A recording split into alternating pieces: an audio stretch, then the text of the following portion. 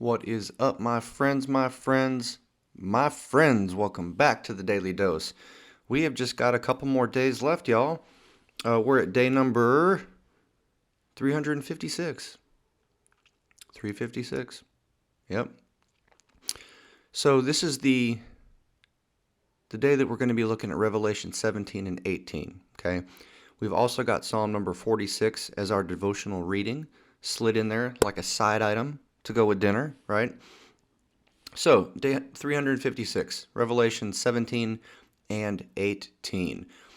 Now, what I want to do here, because there's a lot of imagery and a lot of stuff that could be kind of confusing, so instead of just glancing briefly at a few verses, just kind of sporadically here and there, I want to take a look at chapter 17 as quickly as I can and just go through it.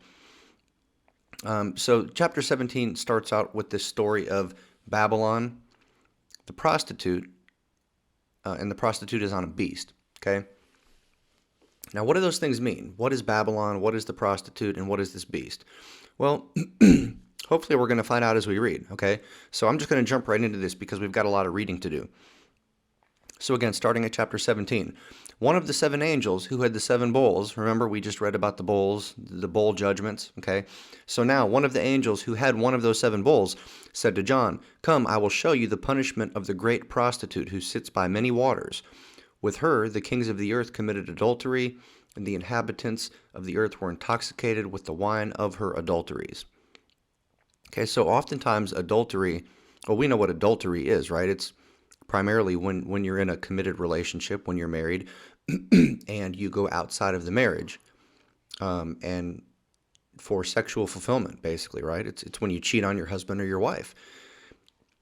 But that is used as a picture for when we choose to cheat, so to speak, on God, right?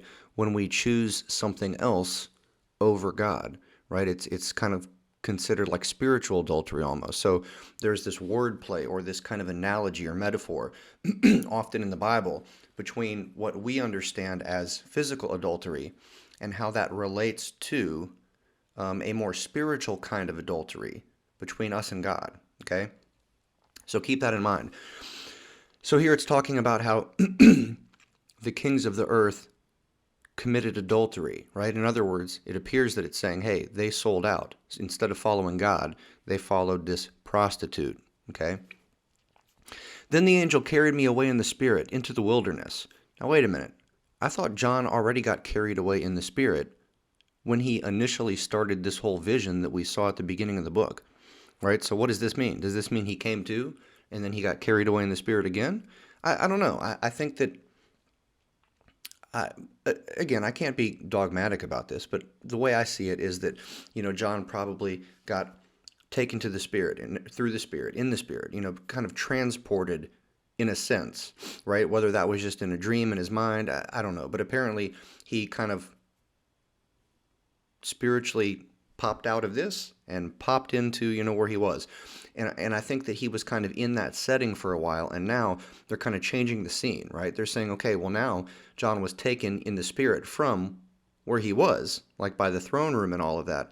Now he's being taken in the spirit over here to this other place. That's kind of how I take this. So it says, "There I saw a woman sitting on a scarlet beast that was covered with blasphemous names and had 7 heads and 10 horns. The woman was dressed in purple and scarlet." Well, purple, what do we know about purple? We know that purple, back in these old times, was a symbol for royalty, right? Purple dye was often costly to make and expensive. So it was usually a color that was reserved for the higher upper class, or for, kings. Kings, princes, queens, people that had a lot of money, people that were in positions of authority, governors, things like that. So here again, the woman was dressed in purple and scarlet and was glittering with gold, precious stones, and pearls. So this woman, this prostitute, was decked out, right? Decked out. Fancy clothes, fancy jewels, fancy gems, to the nines, right? Then it says she held a golden cup in her hand, filled with abominable things, and the filth of her adulteries. So she's got a cup. This cup is filled up with What's a cup filled up with normally, right? Something to drink, okay? But in this case, again, using some kind of imagery and using metaphors, this cup was filled not with liquid, but with all of the abominable things and the filth from her adulteries. The name written on her forehead was a mystery. So she had a name on her forehead: Babylon the Great, the mother of prostitutes, and the abominations of the earth. Okay? So far, what does that sound like to you? I don't know. It sounds to me like this prostitute could be Satan, maybe, right? Could be Satan, or maybe it could be the Antichrist. I don't know. What do y'all think? From there, John says, I saw that the woman was drunk on the blood of God's holy people, the blood of those who bore testimony to Jesus. Here it seems like they're talking about martyrs. Again, drunk on the blood of God's holy people, and not just his holy people, but those holy people who bore testimony. So it seems that the people during this tribulation period, right? We've talked about this a little bit, but there's speculation that there was going to be a lot of persecution. There were going to be a lot of people martyred for believing in God, for believing in Jesus, for not disavowing them, right? So it seems here that this woman is drunk on the blood of the people that have been martyred, maybe? I don't know. That's kind of what I think. Then, when I saw her, I was greatly astonished. Then the angel said to me, Why are you astonished? I will explain to you the mystery of the woman and the beast she rides, which has the 7 heads and 10 horns. Now, again, we've read about the number 7 and the number 10, things of that nature, right? Here we see that imagery again. We see the number 7 and the number 10 coming up.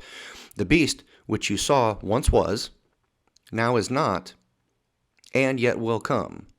Okay, now that's interesting, okay? So it's saying that this beast that you saw, John, it once was. So it existed at one point, or maybe it was alive at one point, right? And then it says, but now is not. So it's like it's saying it did exist, or was alive. Now, it's not. But it will come back. Huh. What does that mean? What does that mean? I don't know. Does it mean, again, it depends. If we're talking about the beast is the devil, it talks about, or I mean, it depends if, is the beast this Antichrist figure that we've been reading about? Kind of depends on who the beast is, on what that could mean, right? So then we go on to read this. The inhabitants of the earth whose names have not been written in the book of life from the creation of the world will be astonished when they see the beast, because it once was, now is not, and yet will come. Okay, so again, here it seems to be saying that, this beast, it was alive, and then it died, and then the people are going to be shocked because they're going to see it come back. Now, we know that Jesus was alive, and he died, and he rose again, right? But I don't think that's what this pertains to, because all of the other descriptions about this beast, they surely don't line up with descriptions of God or of Jesus, right? So, but one thing I do want you to notice here is God's sovereignty. Notice that it says, the inhabitants of the earth whose names have not been written in the book of life from the creation of the world. Okay, so what does that mean? Right? Apparently people's names are written in the book of life from the time that the world was created. To me, that speaks of election, right? That speaks of God making a choice.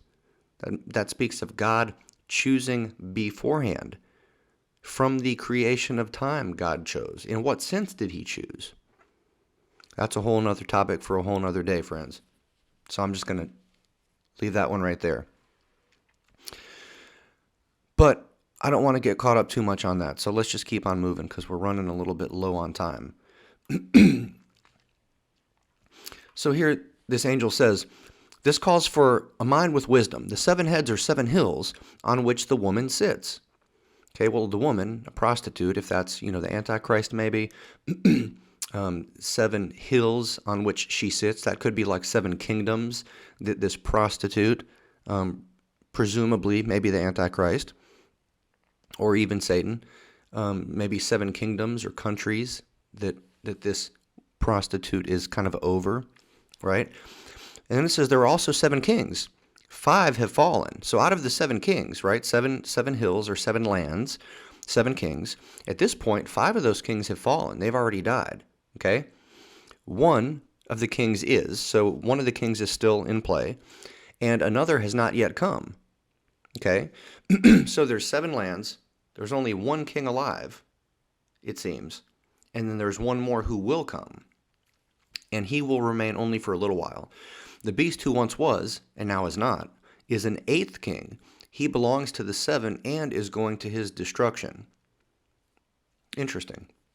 Okay, then it says, so that was the 7 heads. But now what about the 10 horns?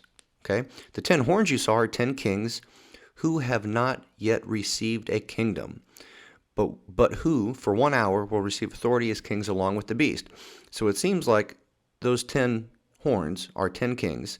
And again, these 10 kings have not come to power yet. And when they do come to power, it's going to be for 1 hour. 1 hour literally? I don't know. Maybe. But if not, it's going to be for a relatively short amount of time, it seems. They have one purpose and will give their power and authority to the beast. They will wage war against the Lamb, but the Lamb will triumph over them because he is Lord of lords and King of kings. And with him will be his called, chosen, and faithful followers. Then the angel said to me, the waters you saw where the prostitute sits are peoples, multitudes, nations, and languages. The beast and the 10 horns you saw will hate the prostitute. That's interesting. The beast and the 10 horns will hate the prostitute. Is it possible that maybe the prostitute is Israel? Right? Because we read a whole lot. We read throughout Scripture as the Jews, the nation of Israel, being like a prostitute, right? Like a woman who went out on her husband, okay? Like a people who went out on their God, okay? Is it possible that the prostitute is maybe the Jewish nation? What do you think? What do you think? That's interesting. Okay, so anyways, the beast and the 10 horns you saw will hate the prostitute. They will bring her to ruin and leave her naked. They will eat her flesh and burn her with fire, for God has put it into their hearts to accomplish his purpose by agreeing to hand over to the beast their royal authority. Until God's words are fulfilled, the woman you saw is the great city that rules over the kings of the earth. Okay, so here it tells us, the woman you saw is the great city that rules over the kings of the earth. I don't know what that means. Do you know? If you know, let me know. This is very interesting reading, though. But unfortunately, that's all we got time for, friends. So I'm going to leave that right there. But thank you for your time. Thank you for being here. And until we meet again, hey, deuces.